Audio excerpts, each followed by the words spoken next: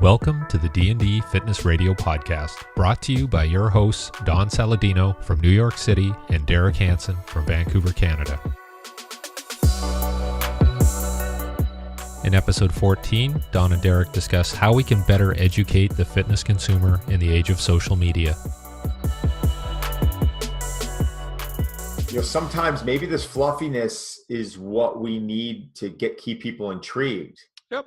Because you imagine if we were just like, all right, throw out every exercise out there. We're going to do some variation of a squat. So I don't care if it's with a kettlebell, a dumbbell, a fucking barbell, a machine. I don't care. Some form of a deadlift, some form of a push, pull, rotational, whatever. And, and you put a few lists in there. I mean, people would get really fucking bored or specific people would get really fucking bored, but would you cut back on injury? Would you maybe, protect the integrity of the joints? Would you maybe now people who are getting into their, senior year they're more of their senior citizen training age, which is what I like to call it, of like, all right, I've been training for 20, 30 years. And like, are their bodies, like how many people do you talk to that are like, how's your workouts? Like, my body's just fucked up. Like it's just, everybody.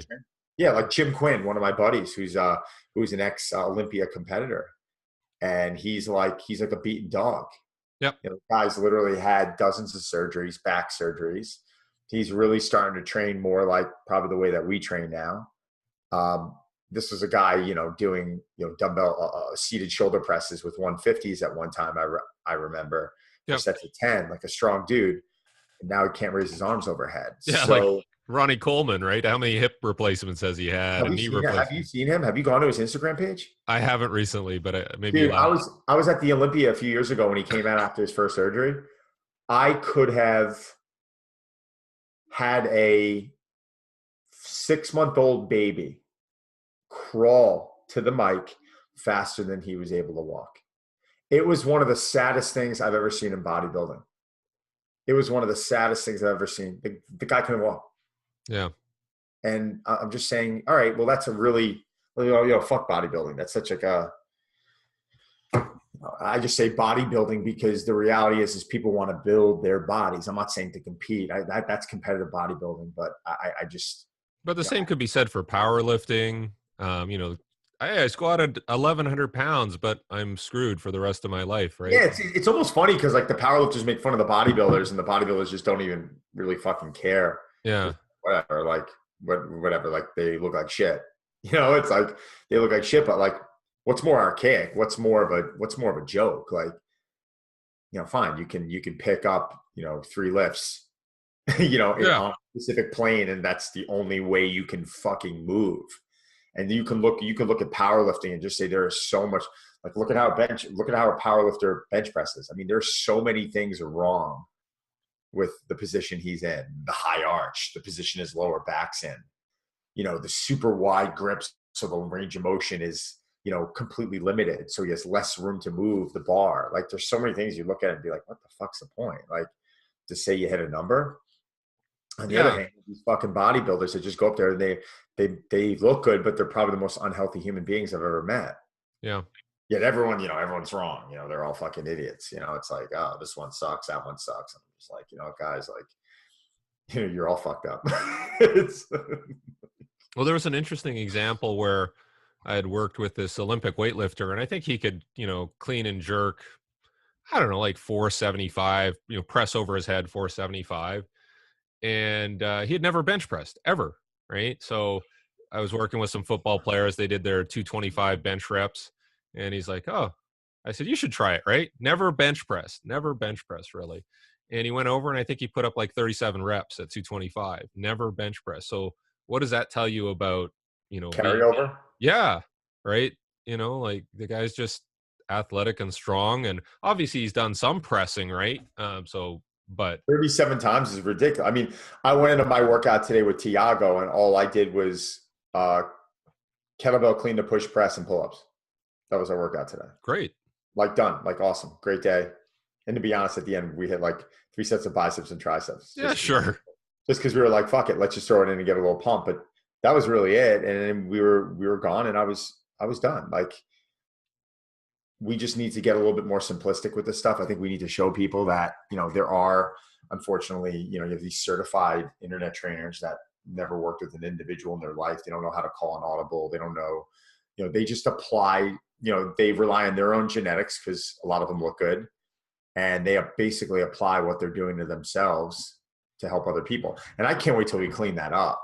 Like, I really think there should be quality control. Like, there may be, I don't know if like Instagram could start doing like a rating based off of like real life experience, or, maybe you start, like you are a coach, you've had education on this, and people you've worked with, and, there's a specific, like there should almost be like a seal next to your fucking name saying like, all right, this guy actually, are you following me? Like, because no one knows. Why would you expect anyone on the internet to know? Like, they're basically like, oh, I got to build this is Derek, this is the thinking.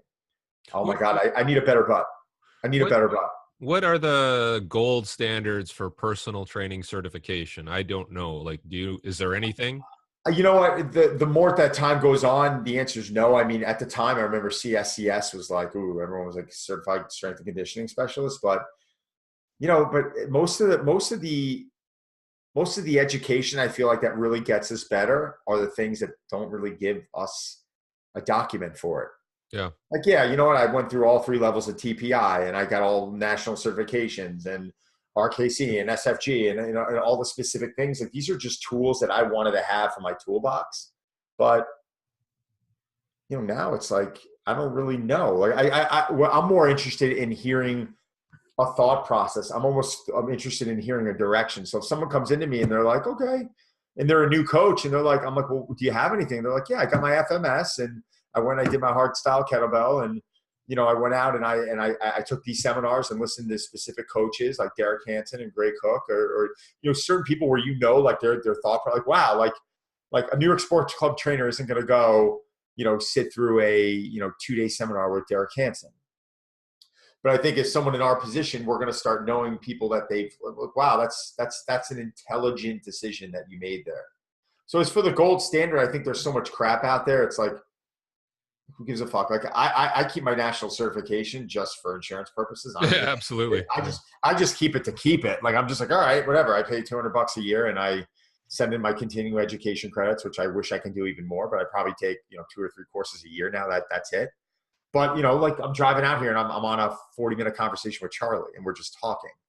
Yeah. You know what I'm saying? Like, I do that 2-3 times a week. Or just sitting here, us talking and hearing your thought process on things, or talking to different coaches that come in, and just gaining some perspective on how they think about things. I don't know, man. Like, what are you going to take now? Like, honestly, what are you going and taking now? Me? Yeah. Oh shit, I don't know. That's what I'm saying. It's I think there's a level, like, I think when you get to a certain level, everything becomes purely experiential. Like, okay, you have your foundation of knowledge, and then you got to go out and you got to train people, and then go, oh, okay, that worked. But I don't think you can take a course once you get to that level. You can, to kind of keep your brain stimulated and meet people. Maybe that's the most important thing about going to these things. You meet somebody else, you say, hey, what did you do? What is your experience? And then it kind of feeds back. But I can't say offhand that there's like a course. I'm like you. I'd probably want to go do a course on like how to present my material better, or use a certain bit of technology to make my material look better. I don't know, but I don't think we're at the point where we're going to go to a training course and go, oh wow, that's new. Yeah, I was having the conversation. I'm going to say his name because it's just stuff I've said to his face. But like Chris, for instance, who I think is a very smart coach. I mean, he obviously absorbs a lot of information that he reads. I mean, it's interesting to see in the training direction he's been going in a lot more, and even with him and Cody right now, out in where are they? They're in Texas. I think they're in Texas right now. I don't even know the specific course that they're at, but Chris is going to continue to learn what Chris wants to learn. Yep. To stimulate Chris. And there might be specific things that they can apply to clients. Now, is that saying, are they the stuff that they learn this weekend, or when they go and they learn that much more information, is it going to better their clients that much more? The answer is I don't know. Like, a lot of the clients that we're working with, we really need to focus a lot on the basics, and we need to be great with the basics. Yeah. What happens a lot of times with coaches, I think there's this level of boredom where they want to learn for themselves. And I get that. And I completely understand. But I also think it starts veering off into this area of like physical therapy. And it's like, all right, man, that's really good. And I get it. And I know the importance of breathing and I understand, but if they're that fucked up where they need 20 minutes of breathing, like, I don't know if it's, like me, should they be with you? Like, that's where Charlie and I kind of agree with each other on it. We're like, all right, get in, do it. Like, get the body, get the ribs in a good position, fine. And let's get off and get them working. So with someone like that, though, I'd say you got to step back and you got to assess areas that could be a lot better. Like, Chris, do you want to start public speaking one day? And if the answer is yes, then I would really focus on developing some social media and start taking some speakers courses and starts developing some confidence on, how when you're delivering a lecture, start watching yourself on camera, which I'm sure you've done and I've done, and you're like, holy shit, okay, wow, I say the word or like I say that a lot, and then you start picking up on things that you may want to change. So, fortunately, a lot of these coaches we're around, I think, are incredibly smart. I just also believe that they also get very much pigeonholed in their specific area. I realized at a certain point that if I didn't become a better trainer, it wouldn't really matter. So I continue to try to become a better trainer because I just enjoy it and I love learning. But if as of 2 years ago, that was all I learned in my career, like, it's not going to make me any better at what I do. It's not going to allow a different clientele to come to me. But my confidence is always improves, my ability to go back and forth. And, when you're on camera and make social media and selling product, and there's other ways now where you can really branch out and expand on that brand. So, Yeah, I know Charlie Francis, after, he finished, he wasn't coaching there. I think he did personal training for, some pretty affluent people. And there were lawyers and CEOs and a lot of people you interface with. And the reason it worked well was because Charlie was well educated. He went to Stanford, has a history degree from Stanford. Wow. Took, just had an interest in history and politics and these, types of current event stuff. And so he could have great conversations with these guys. And in the midst of doing tempo running or walking on a treadmill or doing med ball circuits. And so the training he was doing, even though he was this great coach, was very simple, but he had this great dialogue with these guys. And it was pretty interesting. Like that's, what they like. They're like, oh, hey, I'm working with this great coach, but we're talking about stuff I'm interested in. So, I mean, that counts for something, and recognizing when you have to do that. I think it's a huge part of it. I think it's a huge part of it. I mean, there's very few people who are so robotic where they can show up to a session and just be like, all right, give me the template, tell me what I want to do, and let's just no, there's got to be a little bit of this. Unfortunately, it's got to be a little bit of this entertainment effect. I mean, haven't you seen in your own training? I know personally, like, people ask, I used to try and lay my templates out for the year. Yep. I used to try and periodize, like, every quarter or every block, how I'd want to progress, starting with work capacity and then, starting with power, whatever it might be. And I just realized there were so many variables that I couldn't do it. And I also realized that in my training, I'd start getting into specific blocks and I was just like, fuck, I don't want to do this. Yeah. Like, I mean, I was doing the same thing. I was writing some stuff for a team, and it almost made me sick because I'm like, I know how coaching goes, right? It's not this like tick off the box, do this, tick off. It's like this organic process of seeing what the athlete or client likes and then kind of pushing them this way or pushing them that way. And so when you write it down, you're like, it doesn't go this way. So I feel kind of dirty writing this down, right? Right. So I don't know. I feel the same. I just feel like, yes, I kind of know what direction we want to go in. I kind of know the reps we want to do. We can move the exercises around a bit, but yeah, I don't know. Yeah, no, interesting. Is this our topic? Well, it's all part of it. Like 25 minutes in. The interesting part was that you had sent me the video of the guy running on the treadmill. Yeah.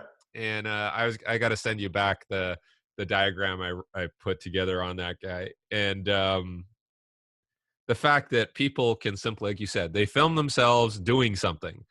This guy's running on the treadmill and he's going to give advice. What is this guy's experience? What is his knowledge base? Does he have any certification? Who has he worked with? But he had, I don't know, he had like 12,000 views of him running on a treadmill really poorly. and he was giving advice, and we looked at that and we're like, geez, is this appropriate? Like, there's no vetting process. So somebody could look at that and go, oh, that's how I should run. And so how do we get past that? And how do we have some sort of, vetting process for the information that's going out there? And I think we both talked about, I think we really need to educate the consumer about what is good and what is not. But how do we do that? It's funny because, you never want to call anyone out. I'm not a believer in that. I always ask myself, if you're going to put something up on social, you got to ask yourself, if it's not going to better your circumstances, then why? Like, if I'm going to put something up controversial about politics, well, it's my opinion. Like, first off, no one's coming to me for for my political views. One, two, why would anyone even care? And Like, you were at the White House. and I was at the White House. Like, yeah, it's just the reality is like, all right, man, like I know what I do and I know why people are following me on social. It's like they want some inspiration and they want to know that the fitness direction they're going in is a good one, and they want to know that they're going to see results, and they want some type of engagement, and that's really what it is. Like, why am I going to turn around and start putting up stuff that's so complex that someone's not going to be able to follow it and get discouraged? So we dumb things down. But I mean, I can't tell you 9 out of 10 times, there's very few guys. It's not how many people are bad. Someone asked me the other day, one of my the partner playbooks is, who do you like following on social that you actually really respect from a training standpoint? And I'm like, all right, well, some of the trainers that post, like you're not posting a ton of training information. Like, you post a bunch of everything, but but what he's asking me is like someone who primarily posts training stuff. I got to be honest, like, I thought of a few names, a few guys that I'm like, okay, like this is good stuff. And do you know those people? Like, or do you? Yeah, I know a few of them. Yeah. A buddy of mine, Ben Bruno. Some guys that put stuff up, and and I know they're good coaches, and they've also relaxed with their entire approach of coaching, and they're not like, the technique police when people are doing specific things. And Ben, your right foot shaking when you're doing that movement. And he's just kind of like, all right, dude, like get off my ass a little bit. Yeah. Like, I remember one time I put a squat video up, and I've got really flat feet. I've tried to help correct my arches. It's just, we struggle with things sometimes. It just doesn't always find. So someone's like, oh, your right arch is just collapsing. And I'm like, he's like, you should really think about fixing that. Otherwise you're going to have some serious problems, in the future. And I'm just kind of like, man, if I was to go through your history right now and I was to look at like, because I'm looking at a picture. So then I go to the guy's social. I'm looking at a picture of the guy. I can see how much water he's holding in his face. I know he's a drinker. Like, I know like his diet's not that great. Like, so you're going to give me a hard time about my right arch collapsing when everything else was really good. Yeah. Is that something you really want to nitpick? Or can we turn around right now and say, all right, bro, what'd you have for breakfast, lunch, and dinner? How much sleep did you get last night? What was the last time you had alcohol? How much of it did you have? You ever smoke pot? When was the You last ever time do blow? Yeah. When was the last time you went to a therapist? When was the last time that you blew a line? How was it? Did you enjoy it? Like, have you had sex without a condom? And you just start suddenly going off and you start listing all these things that are going to cause a lot more problems. And you get certain people online who just think they're the police. They just want to be noticed. But my question right now is go out and pick out the people that are actually really good. That's why, like, Cody was posting stuff Cody started posting some stuff about training. I'm like, damn, Cody, start doing more of this, man. Like, this is good information. He's been posting stuff on himself. Like, his transformation, I think, is incredible. He loves the program that you wrote for him. Like Cody should be documenting that stuff. Yeah. He should be documenting that stuff. It'd be throwing you good props and it'd be putting a nice light on him for people to see, wow, this guy just dropped. What did he drop? 25 pounds? 20 pounds? How much has he dropped? He's dropped a ton of weight and he's moving really great. And you know what? Most importantly, the first question I ask, how do you feel? And he's like, I feel really good. And it's like, document that. Why aren't you documenting that? He's documenting like 1 or 2 things a week. It's driving me nuts. Yeah. Because what's it to me? Like, it's more like his book's full. Like, it's like, if it doesn't drive him any more business, like, no, I want it for him. I want it for him because this is an investment that I know he can make into the future. Because at a certain point, it's going to be about quality control. And then you're going to look at 90% of the fitness people who are on social media and be like, wow, they're terrible. And there's going to be a way to distinguish between them both. And, now suddenly there's only going to be a few people that are really at that, at that top level that people are going to start realizing that, wow, these are good coaches.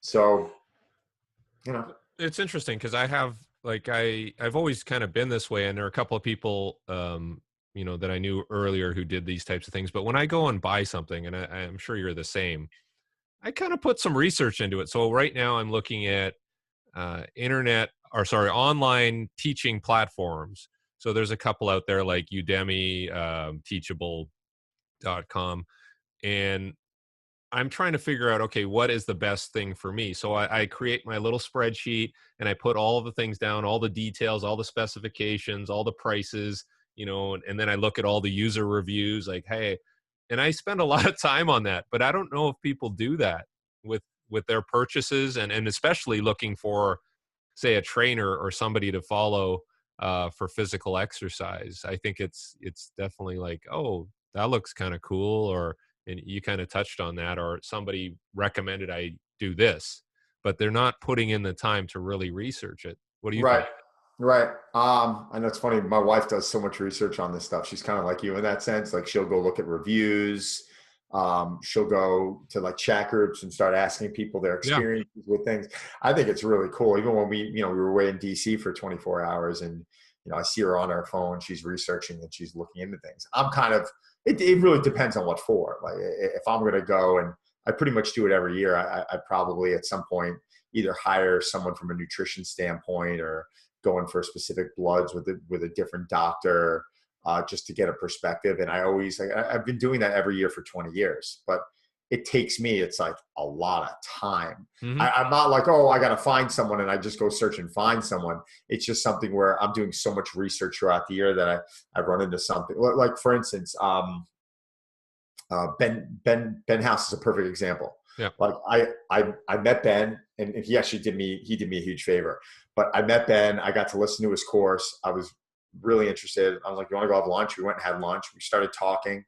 I wasn't discussing. It was nothing personal. I wasn't like, "Well, what should I do for myself?" And this, it had nothing to do with that. I was just more interested in him. Why Costa Rica? What are you doing with your gym down there? What's. I just thought he was a really interesting guy. And we're walking back, and he starts asking me some questions about myself. And he goes, "Listen, can we map something out quick for you?" And I'm like, "Yeah, sure, screw it." So we went to the office, and within like 10 minutes, he had a template. We threw some stuff in, and he goes, "This is what I would recommend you to do from a macro standpoint." And I look down and I go, "Oh, wow, that's really interesting." That's kind of where I've been thinking. Like my carbs, I was always in the back of my head saying, should I get my carbs really high, like 500 grams a day high? And I was almost a little nervous about doing it. I wasn't fully committed yet. So it was interesting. I got that push, and then I jumped up to 500 grams and let my body adapt. And the next thing you know, I'm on the phone with him, and he's almost coaching me. And I'm like, oh, it's interesting. I'm asking him questions. And he really shed some light on some interesting things. He opened my eyes to a lot of things when it came to carbs. I was always a believer in carbs. Hmm. You start surrounding yourself with so many people that are like keto and fat and carb cycling and all these things. And I've done carb cycling. I've gotten really lean doing it. Then suddenly you're like, all right, well, this all works. But I think like, what is it like? These are different tools. Like I can use 10 different things to get someone to lose weight from a diet standpoint. I think what coaching is recognizing what that person you're dealing with or what their lifestyle is to be able to accommodate it. I was on a call with an online client probably about an hour ago, and I'm looking at he wanted me to look at his macros. I look at his macros and I'm looking at the foods. He's like, I'm eating really well. He's a successful guy, trains really hard. His training program is a little bit of a Chinese menu, but we're going to get there. Right. But seriously, I looked at his macros and he's like, well, how does it look? And I'm like, listen, man, like your food choices are good, but day one, your carbs were at 227. Day two, your carbs were at 113. Day three, your carbs were at 145. And while that's going on, your fat stayed around the same, which I'm okay with. I was okay with his fat, but his proteins went as high as 180 to as low as 90.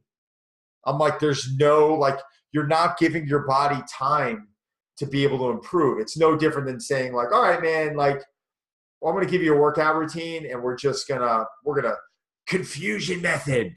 we're going to trick the body.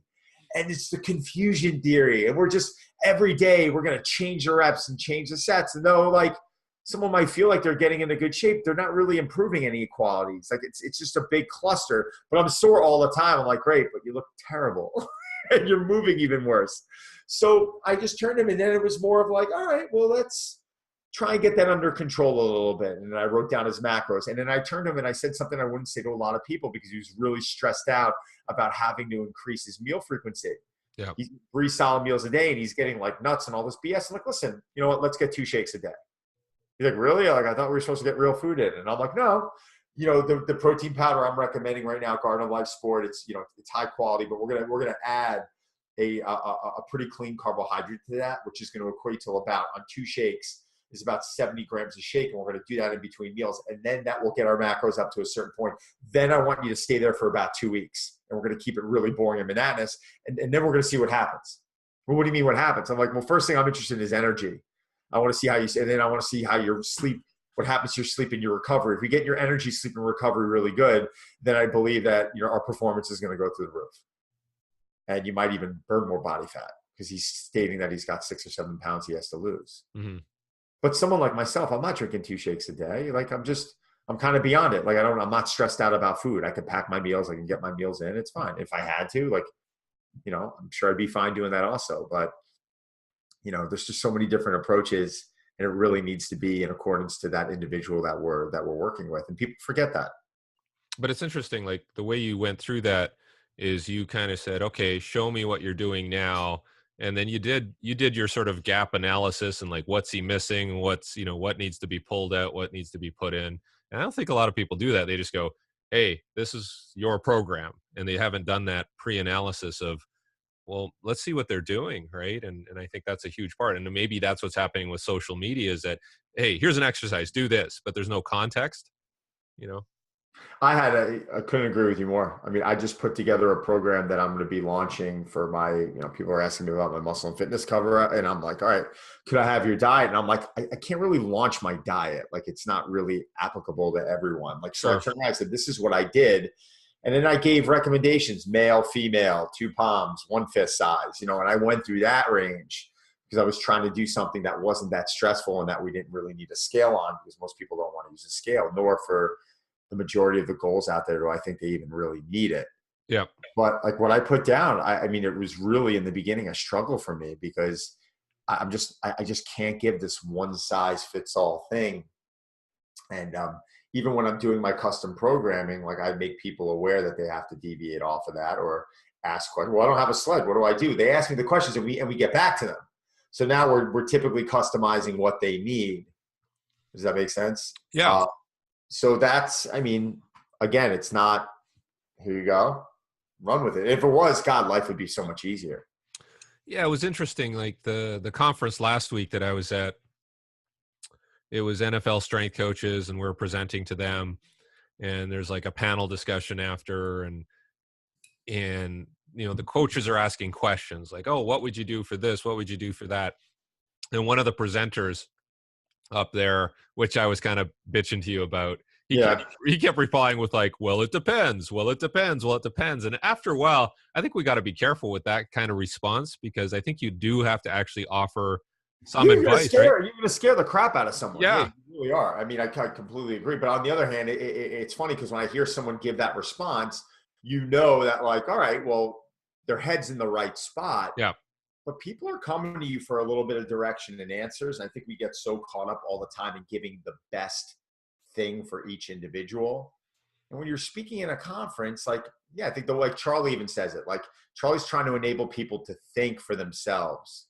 Like, there's very few coaches out there that have the ability, like, who can go and do that. Like, people are contacting me. They're like, well, what exercise do I do?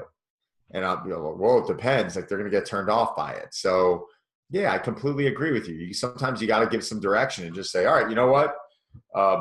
Try the goblet squat. Yep. I think that's a good, or what can I do to increase? I get this a lot on Revolution Golf because I'm involved with golf and golf fitness, and which is complete bullshit, by the way, golf fitness. It's like, you know, we create better athletes for the golf swing. This is what I'm convinced on. Right. Did you see that guy who was doing the par 3 and then he was celebrating and then he dislocated his ankle? No. Oh my God. Oh, you didn't see that? At Augusta? Yeah. God. He was running backwards and celebrating, and then he and he dislocated his ankle, and then he just popped it back in like in front of everybody, and everybody's like going, oh, right. And apparently I I can't remember who the player was or what I'll his pull it name. up in a Yeah, second. yeah, you'll see it. I'll post it when we post the video here. But it was like, and my wife's like, oh, like that guy's not an athlete. Yeah, no, it's yeah, it's scary shit. So What is the most egregious thing you see when you watch other people's Instagrams, posting on exercises? What is probably the worst thing that they could possibly do? God, there's just so much of it. That I think from the I think from like the technique police, you just start seeing a lot of things from a form standpoint. I get criticized sometimes because I'm doing all this training on Broadway stuff. Someone the other day was like, "Why would you do I why love would that you stuff. do I yeah want you to do more of it. yeah?" I think it's funny. They're like, "Why would you do dips on a parking meter?" And I'm just kind of like, because my dips looked really good on there, one. And two, like we're just having fun. We're trying Yeah. to show people that, New York City, like we're trying to motivate people to want to get out there and be active. Do I think anyone should be hanging off of a light pole doing pull-ups? Like I did, the answer is no. And if someone goes and even attempts that, then they're an idiot. But it's like they shouldn't be doing that. But I also think, like, when you see like a video of a guy by the name of Bradley Martin with 315 on his back, and he's standing on one of those, one of those motorized, Oh yeah, yeah, yeah, yeah, yeah. I and he's, saw and that. he's squatting on that. And I'm like, holy Jesus, I wouldn't even try that. Like, so am I going to sit there and tell the guy's an idiot? Like, no, he can do it. He can get away with it. One of the playbook guys, Devin Levesque, is doing backflips off of a box onto a boat, onto a Swiss ball, and he's like landing them perfectly. And I'm like, I'd be dead. And I think at the end of the day, these guys are doing that just to kind of impress people and wow them and get them to follow them and get them to their page. But I think we need to be very clear, and it's got to be like, don't try this. Like, this is clearly not smart. This is clearly dumb. This is not what gets me into good shape. I'm doing this as a goof, and it's fun. And boom. But to answer your question, I just think that doing any exercise that's just fluffy, it's like, why are we doing a one-legged RDL on a Bosu ball? Like, why not just do it on the floor and pull more weight? Hmm. Because you can't do it right anyway doing it there. And it's Hmm. just like, sometimes I think I think people are putting it up there for the wrong reasons. I think they're putting it up there because they're trying to get people who don't know what they're doing to say, wow, this guy's great. This guy's a great coach. But like anytime with the technical police, when I'm become the technical police and you see someone in flexion, or you see them pressing, or you see things going on with their neck that I just kind of cringe at, that really annoys me. But it's just the fact that a lot of these people, they're just not coaches. Yep. They've developed, and it's like, you could turn around right now and turn to, a woman who has 7 million followers, who has incredible glutes. And suddenly she can turn around and just start doing exercises, and people are going to dive in her because they're already a believer in what she does. They already love what she does. Like, well, this girl I'm following, she's actually a vegan, Raw Vana. She's got she's got a cool story. I think years ago she was an addict and was going down a really bad path, and then just became vegan. And suddenly, like, you see the before after, this girl's looking like she's not going to be here much longer, and she's this beautiful, Latina girl who's living in San Diego, and she's eating nothing but fruits, vegetables, and nuts. And she's preaching this great message. And I'm like waiting for it and waiting for it, and I'm following her for months and months, and the colors and everything's using great. And then suddenly now, like, she's throwing fitness stuff up there. She's, because now you've got to complete the circle. You know what I'm saying? Like, you've got to complete it. And I'm just like, you watch some of the fitness stuff and you're just kind of like, okay, it's all right. Like, would she be better off kind of joining arms with someone who really knew what they were doing and becoming a team? Yeah. Like, I'm a believer in that. I know a lot about nutrition. It's one of my passions. I know probably more about it than anybody at work, for the exception of my nutritionist. But I'm not claiming I'm a nutritionist. Like, I'll sit with a client to kind of motivate them and get them excited and give them right direction. And right at the end of the conversation, it's normally like, you want to take this up a notch? They're like, yeah, like, let's get you a session with Robin, or, Adam's, getting his degree in nutrition. Let's get you, a session with that. Like, then I try and put them off Is it because I can't answer the question? No, of course I can answer the questions. There's certain things I don't like to answer from a medical standpoint. When people start having specific medical issues and we really got to dive in, then I'm definitely throwing them off. I'm definitely passing them off. But I think we need to get a little bit better about surrounding ourselves with teams Yeah. and showing that, we're not trying to be the jack of all trades. I'm not trying to teach Olympic lifting. I'm not trying to teach sprinting. Like, yeah, I went through your course and I sat there and I listened and I learned some really good stuff. I'm just not confident enough with it yet. Like, I'm confident with everything else, but it takes years. Like, I want to be able to answer those questions, right? Like, someone wants to learn how to sprint, I'm sending them to Derek Hansen. Like, it's that simple. But I think there's too much ego out there and people don't want to kind of admit to that. But on the nutrition side for you, I think the value is that like, I think it's relevant when you're working with somebody and you're saying, okay, we did this type of workout, so I think you should adjust your nutrition. So I think it's of value for you to have that information and to disseminate that information, Yep. because the context of the individual. You're spending time with them, whereas the nutrition kind of nutritionist pops in once in a while, and it's difficult to really understand, because there was an issue with a couple of NFL teams where they had a part-time nutritionist. Yeah, it's bad. It's tough. Yeah, and so you got to spend time with these guys and figure out what the challenges of the travel, the whatever their day to day, how hard was the practice, what do they need to do, and you know what I mean? I completely agree. And we try and do that, but it also gets to a point sometimes I found, and listen, I'm working with Ryan Reynolds, and Ryan's not going to my nutritionist. Blake, like, I'm working with them. Like, I work with them personally. But in the past, I have felt that at specific times it might be better for me to have the nutritionist as almost a third party in there with specific people. Sure. I'm not necessarily saying with them, but I think it's important because now it's like, rather than one person telling you something, you've got two, and there's a level of accountability. There's more of that team approach. And, there's also the financial commitment too, where, they're paying a nutritionist and they're sitting down and they have that scheduled appointment and they know they got to keep the journal. And it's not like, what I'm saying? Like, I love that. I love that accountability aspect. But, the one time I turn around and I'm like, no, I'm not handling this, is when there's something medically wrong. Like, someone's having, IBS or serious digestive issues. We had a woman recently who's been struggling with her IBS for a long time.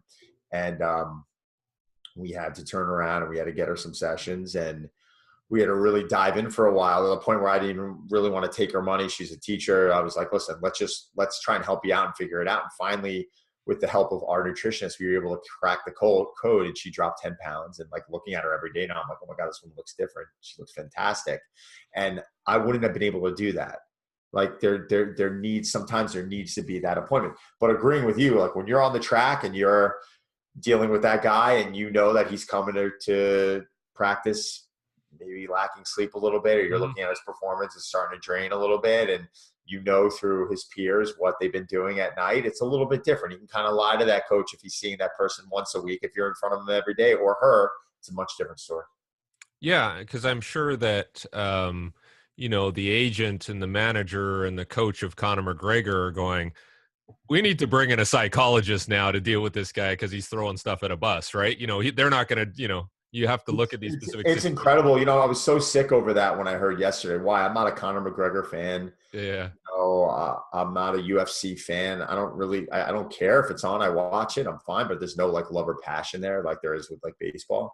Yeah. But to see a guy who, really, he worked really hard in his career. I mean, this guy probably didn't have a lot of money growing up, and he fought and he got great at his craft. And I even liked his whole approach from a marketing standpoint, because going into that fight with Mayweather, he was cocky. He probably knew he was going to get his ass kicked. I mean, he's probably a much smarter guy than we lead on to.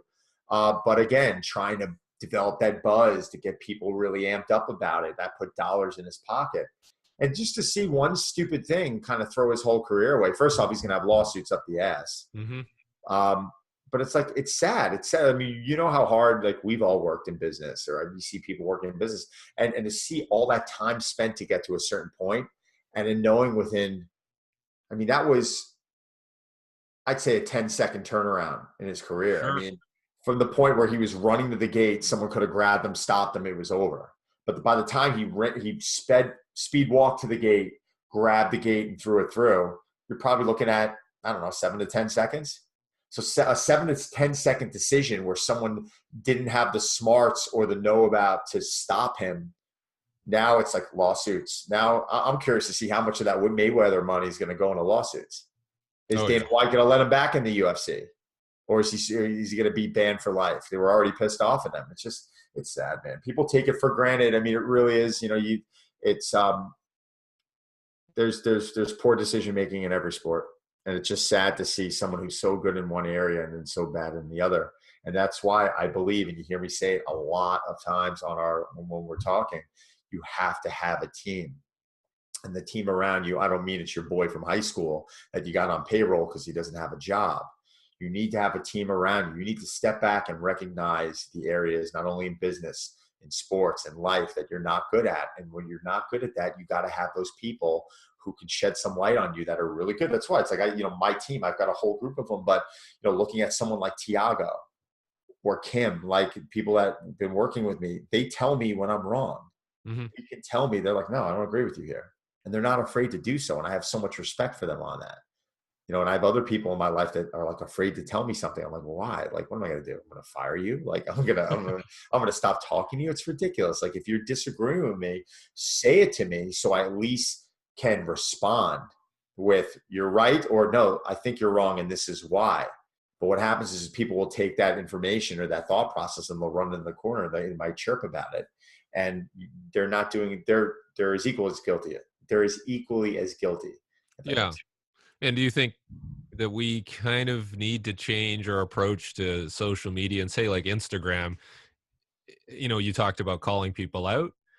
Do you think what is the way to start now righting the wrongs of Instagram? Do we, is there a way to do it? Is it an education thing? Is it a I just wish there was more of a governing body that weeded out all the crap.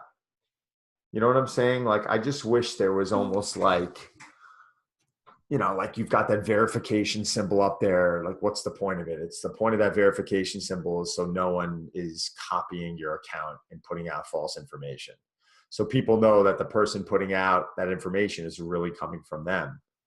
There almost needs, like, if you're using it for a business or you're using it to generate money, I think it's a great idea if maybe Instagram or Facebook figured out a way to, you know, rate the coach, or Mhm. who's rating it on their end. But maybe, I don't know, maybe there's a specific like curriculum or a specific step of events that they have to go through to kind of show that, no, this person knows what they're doing. Like, this person has 10 certifications, been running a business in the city for 19 years and has probably trained 20,000 hours. And then you have guys like, Kino Body who are on,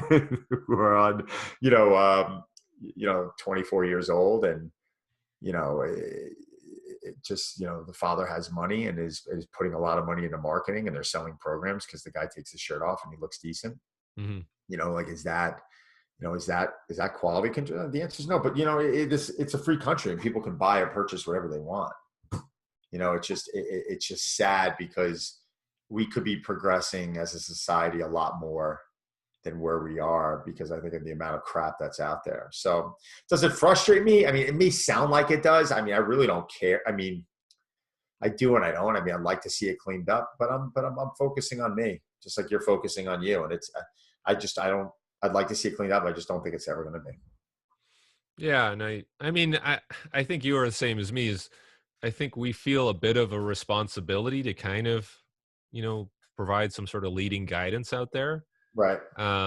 Whether or not we can make a big change, I don't know, but I like what you said about maybe maybe Instagram could be more like Yelp or Amazon, in that you have ratings and you have reviews. I don't know. Maybe that's just a little too complicated. Maybe No, that's I think it's great. I think it's, I think it's awesome. I mean, on the other hand, I don't want to defend these people, but if it's working, it's working. I mean, you might see success stories of people coming in and, I mentioned that guy's name, and I didn't mention it to bash him, but he's got success stories. He's got people who went from being in poor shape to really good shape. So, is that good enough? Is that how you quantify it? Do you quantify it by that before after picture? It's just probably something that you and I, like, we quantify it way more than that. I think there's a lot more variables that we know that are important besides how you look when you take your shirt off.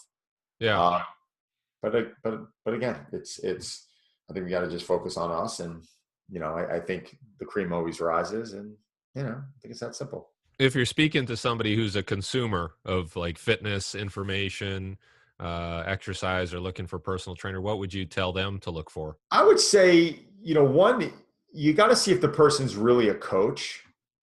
Um, First off, I think it's the first thing that you look for. Like, are they a coach, or are they just someone who's got a great body and is, throwing information out there? Even if they're a coach, it doesn't mean it's good. I was looking at a woman the other day, and she posted like a compilation of 6 exercises. She was a CrossFit lady. And I mean, it was every other exercise. It was like the first exercise was good. The second one was offensive. The third one was good. The fourth one was offensive. And, should this person be doing, one-legged burpees? Like I very rarely see anyone do a burpee that's good, but they're putting it up because there's that ounce of fluff that they need for people to go, whoa, look at the shape this woman's in. And, then it makes sense. So, it's really tough. I would go back on, it's funny in social media, how I kind of build things, and the good people, they build things in pillars. So if you go back in and you look at the post, you can see that there's these pillars aligned. Like with me specifically, like, yeah, there might be a shirtless one in there once in a while to show I'm practicing what I preach, or one of my family in there to show that that's the most important thing in my life, but I'm not overdoing it. But then everything's really training and nutrition, and I'm just trying to give some education, and I'm trying to answer some questions, and almost individually earn the respect's a bad word, but earn the trust of that person coming on. So when someone asks a question, I respond. Yeah.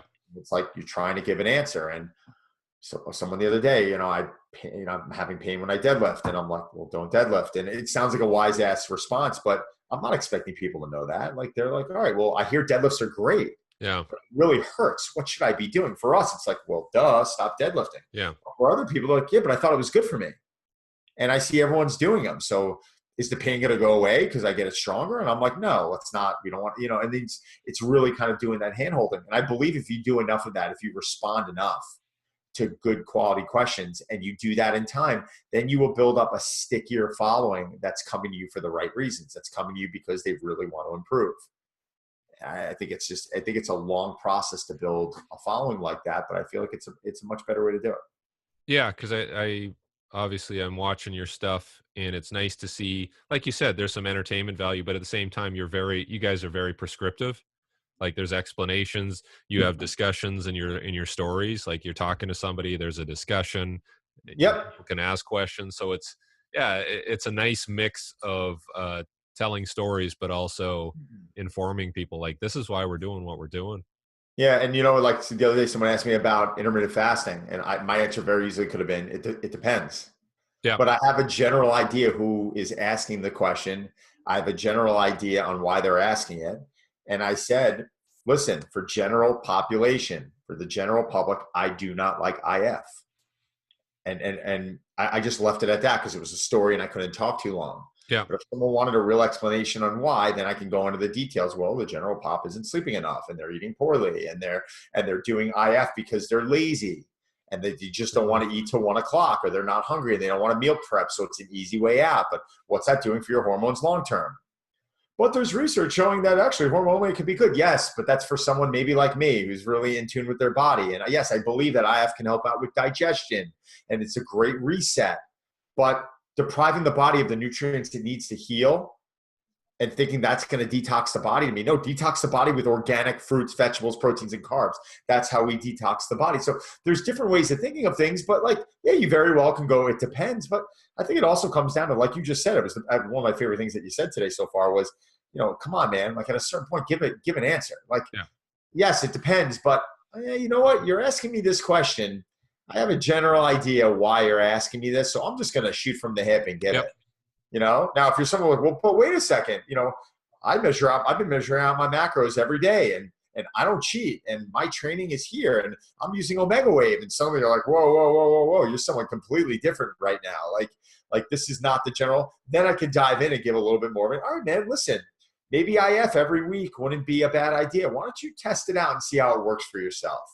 And let's really track it over the next 4 weeks. One, I want you to see if your energy levels dropped, see if your rest has changed at all. See if your strength, how your strength is, and see how you're looking. And let's go off of those four basic things, and then we can take it from there. And then, yes, that's a different answer, but you got to work with me a little bit, man. You got to give me a little bit more information, you know? Well, yeah, the interesting thing for me now is after having this conversation with you, I'm thinking about, okay, how am I going to set up the information I post, and how do I want to, make sure it all is informative but entertaining? And I mean, have you thought of doing anything different moving forward in terms of the information you present? Um, I want you yeah, to do agility yeah, training on Broadway around yeah. the people. No, I'm gonna keep doing my training on Broadways because I have fun with it. Yeah, yeah, I have fun with it. It's just fun and it's stupid and fun. yeah. I think the last several years, I remember I was trying to be everything to everyone, which becomes impossible.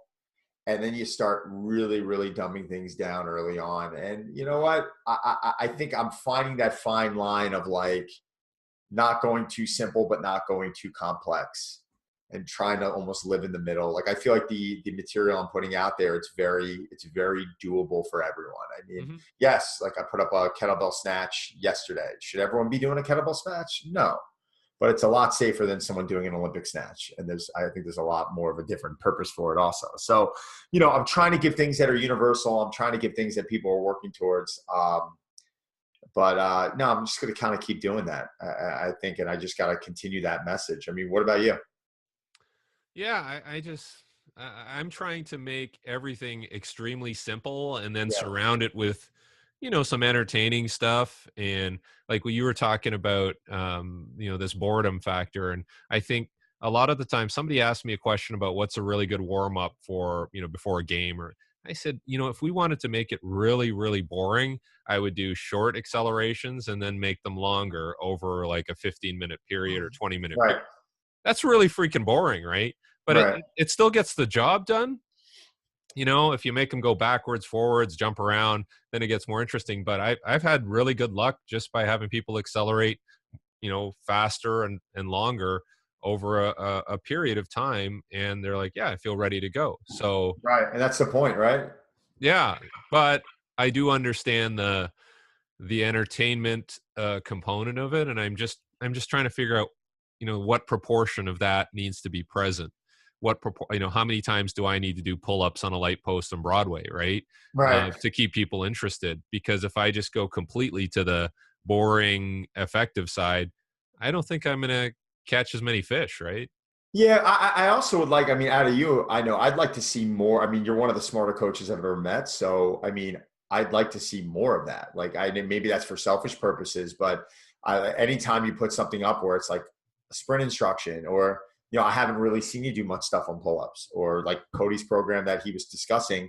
Yeah, you had some things besides sprinting in there. Like, I'd love you to talk about that. I think that's kind of your gift, is that you are never going to come in there with such a complex explanation that people aren't going to understand it. And I think that's what people are going to relate to. But give more of that. Like, I would try and give 1 point a day. I honestly would. If I were you, Yeah. I'd be like, give 1 point a day. Like, I give an exercise a day, fine, a little bit of an explanation on why I use it, or whatever. And that's fine. Like, I would almost try and take a similar approach, but with your own twist on it. Now, do you make a decision as to what is postable versus what it becomes story content? Like, are you very calculating that way? Like, okay, this. Yeah, I think it comes down to more of like quality. I mean, the exercises. I mean, I'm supposed to do 365 exercises this year, which Yeah, I think is really easy. yeah, Um, but to shoot it and to film it gets complex sometimes, because your days you can't always film. So, we have probably over 400 banked already. But then nice. going back and looking at exercises, like I have Gabe, like Gabe has a file, and he loads everything up onto the Dropbox file for me, and he helps me with verbiage and stuff. And like sometimes he'll send me something like a bicep curl, and I'm like, Gabe, I'm not posting this. Like, I'm just like, like I could, it's fine. Like, I save it in case I ever run into an emergency, but like, it's just, we got to have a little bit more substance than that. So, not saying that there's anything wrong to it, but there's got to be like a little bit more fluff to it, if you Yeah, know what yeah, I'm yeah. talking about. So, but it really comes down to quality, video quality, picture quality. I know my stories I'm very nonchalant about. Like, I just want it to be, showing all my stories are about my 24-hour day. Like, what happened from the moment I got up through. And sometimes I start at breakfast. Sometimes I start when I get to work.